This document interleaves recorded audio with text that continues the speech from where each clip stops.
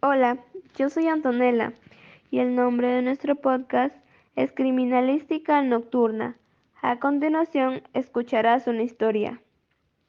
Patrick Kearney, el necrófilo y asesino en serie de la autopista.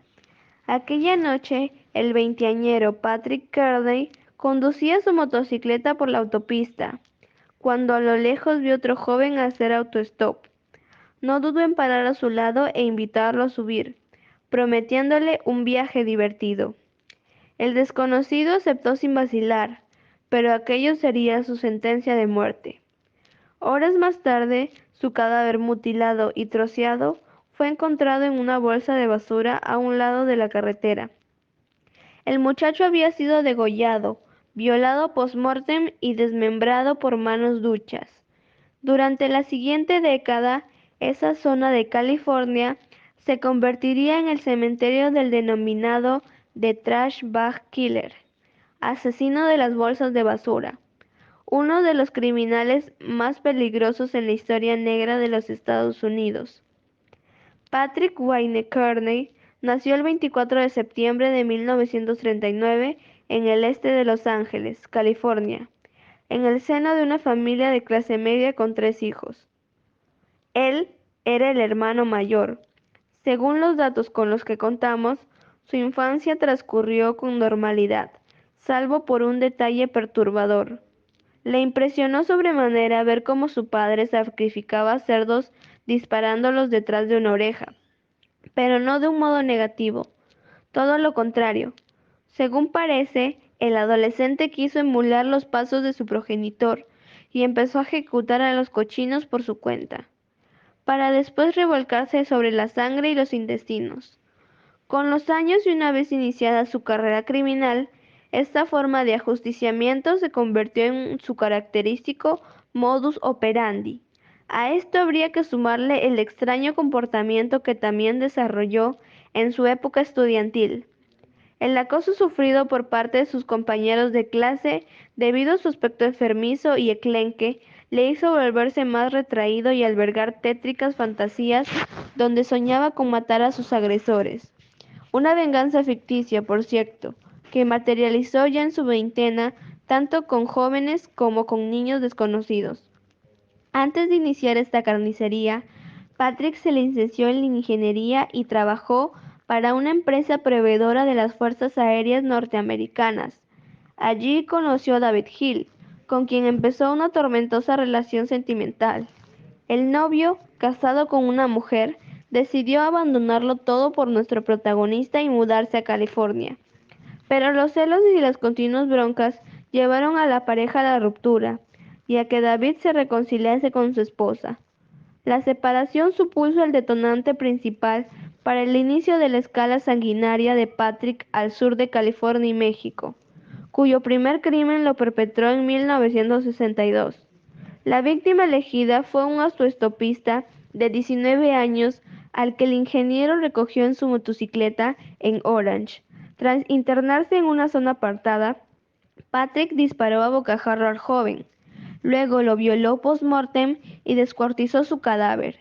Después metió los restos en bolsas de basura. Unos días después encontraron el cadáver muy cerca de la carretera. Los siguientes meses, Patrick mató a otros 2 jóvenes más, y tras reconciliarse con David, al año siguiente, tuvo una larga época de enfriamiento sin matar a nadie. Hasta 1967, aquí disparó, sodomizó, degolló y desmembró a un hombre que asaltó en su propia casa y metió en la bañera. Una vez muerto, Patrick extrajo la bala del cráneo de la víctima para eliminar cualquier rastro, y enterró el cuerpo detrás del garaje. 7 años después, emprendió la última ola de crímenes, pero esta vez el joven había perfeccionado su técnica para conseguir víctimas más vulnerables y difíciles de identificar. Si bien es cierto que algunas de las víctimas fueron niños de apenas 5 y 8 años de edad, a los que engañó para que se subieran a su automóvil, la realidad es que la mayoría, es decir, más de una veintena, eran jóvenes y adolescentes dedicados a la prostitución y que regentaban los bares de ambiente o zonas de cruising de Los Ángeles. En cuanto al modus operandi, siempre empleaba el mismo. Los subía al coche, conducía por la autopista y en un momento dado los disparaba a bocajarro. Eso sí, se aseguraba previamente de no infringir los límites de velocidad para evitar ser detenido. Después, al llegar a una zona apartada, Patrick practicaba necropsia con los cadáveres. Acto seguido, los desgollaba con un cuchillo.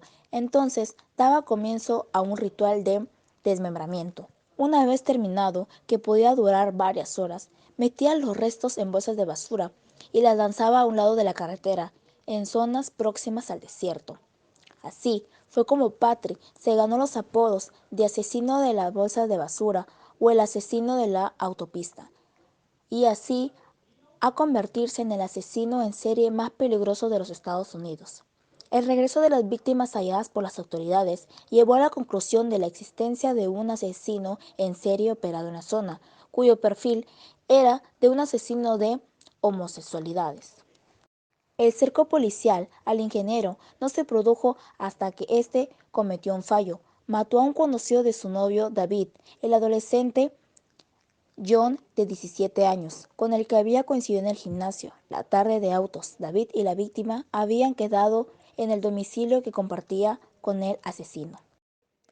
El domingo 13 de marzo de 1977, sobre las 17:30 horas, John llamó al timbre de la vivienda de Patrick y David, y ante la ausencia de este último, el ingeniero decidió invitarle a ver la televisión mientras esperaba.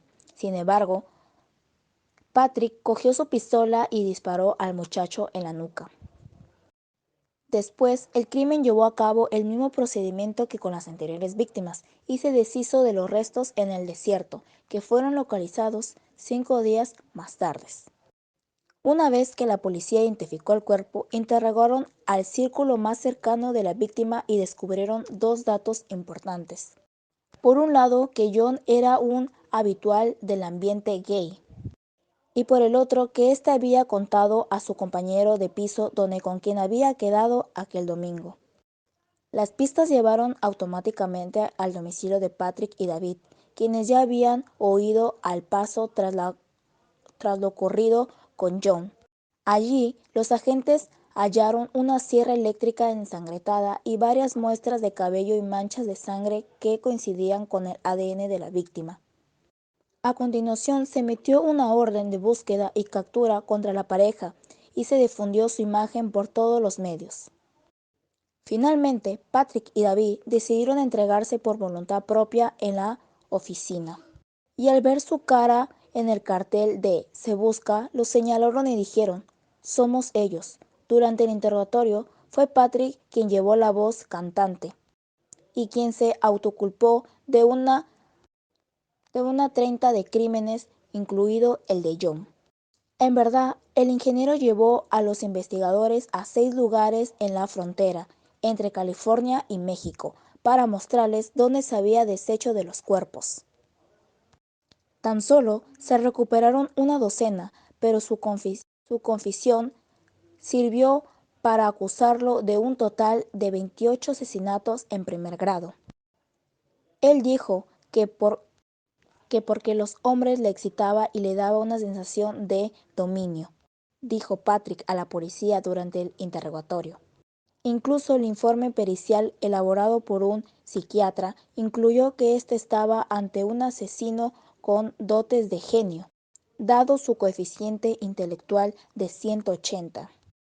De ahí que las autoridades tardaran tanto tiempo en arrestarlo. Patrick sabía muy bien cómo cubrir sus huellas y evitar a la policía. Durante el juicio, elaboraron a finales de 1977, David, nombre del acusado, fue suelto de cualquier participación en los crímenes, mientras que Patrick fue condenado tanto en esta vista como en las posteriores, efectuadas en febrero de 1978 a cadena perpetua. La justicia tan solo logró demostrar 21 asesinatos de los 28 iniciales. porque del resto no pudieron obtener evidencias físicas para acusarlo. De este modo, el asesino de las bolsas de basura fue enviado a la prisión estatal de California. Su declaración de culpabilidad le valió salvarse de la pena de muerte. Aún así, Patrick, a sus 83 años, mantiene la esperanza de salir algún día de la cárcel y vivir en libertad. No hay más que comprobar. Los informes del Departamento Correccional y de Rehabilitación de California, que dicen que desde 1984 y hasta el 2012, el preso ha pedido hasta en 8 ocasiones audiencias de idoneidad para la libertad condicional. La Junta siempre se la ha negado, aunque todavía le queda una última esperanza de enero del 2027.